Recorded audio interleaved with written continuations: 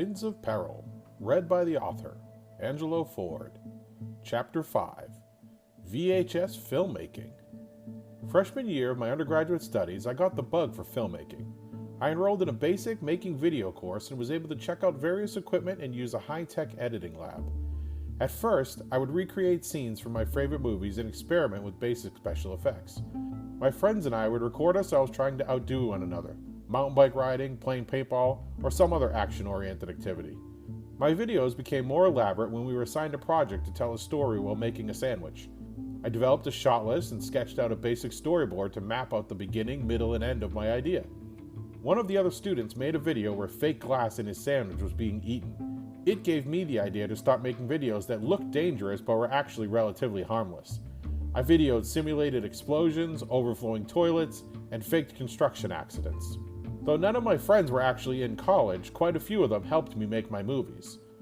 We would get together over some beers and brainstorm different concepts that could be developed into short-form video. It was actually quite fun and became a routine to hang out and make videos. My professor and classmates loved my creativity and all my shenanigans. I would often create behind-the-scenes videos that showed other students how they could recreate my scenes. I found more enjoyment in making these behind-the-scenes content than I did actual videos. I really believe that if sites like YouTube had existed in the time, there'd be a real chance that I would have just stuck with filmmaking as a career instead of pursuing the US Air Force. The fun and games ran out on a shoot where we were simulating me being struck by a car. The setup was that I got a flat tire and then pulled over to fix it. Two other cars would be racing down the road and then accidentally swerve in to hit me. The video was intended to be a PSA-style message on the dangers of street racing. We had a cutaway scene where I would be hit by the car, then we would cut to a scene where the windshield breaks, and then cut to another scene of a windshield smashing and me rolling off the car. I had the cars approach faster and faster, and I jumped a bit too aggressively onto the hood. I nearly broke my neck, and the scene still looked terrible. The incident didn't cause any lasting injuries, but it was enough to convince me to scale back my stunting. Making short films was a lot of fun. I loved getting my friends involved and really considered it as a career choice.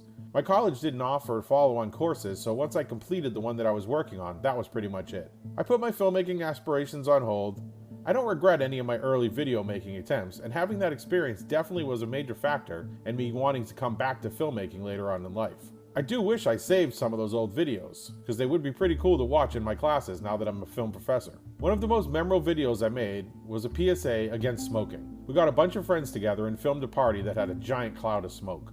There was so much smoke that you could barely make out people's faces in the room. We then filmed a scene where one of the partygoers interacts with his baby sister. She learns the phrase, "You smoke, you die," from a TV show that we set up for her to watch. The brother dies of smoking and his ghost haunts all of his friends. We spent hours getting these special effects to work, and the end result was a pretty powerful message. 30 years later, the old video haunts me as many of the participants have passed away, and it is a reminder of how precious the time that we have with each other actually is. I worked full-time in the afternoons while attending college, so there wasn't a lot of time to make videos. I would often shoot them on the weekends and then schedule the editing lab during the week. I ran myself pretty low and stretched my time pretty thin. There were several times commuting between school and work that I nearly fell asleep when driving. When I did fall asleep and wrecked a car, I realized it was time to make a change in my life and better balance my schedule. I created a process I call Vensen 168. It works on the concept at first realizing that there are only 168 hours in the week. If we subtract out our time for mandatory things like eating and sleeping, we actually only have about 100 hours a week to accomplish our work and personal activities. The process I created charts out those hours into a Venn diagram, where you spend your remaining time working with your friends and family, your work, and your personal time. The method has actually helped me find balance over the years. The process is similar to the Japanese methodology of Ikigai, and helps you find the sweet spot between what the universe wants you to do, what you have to do, and what you want to do.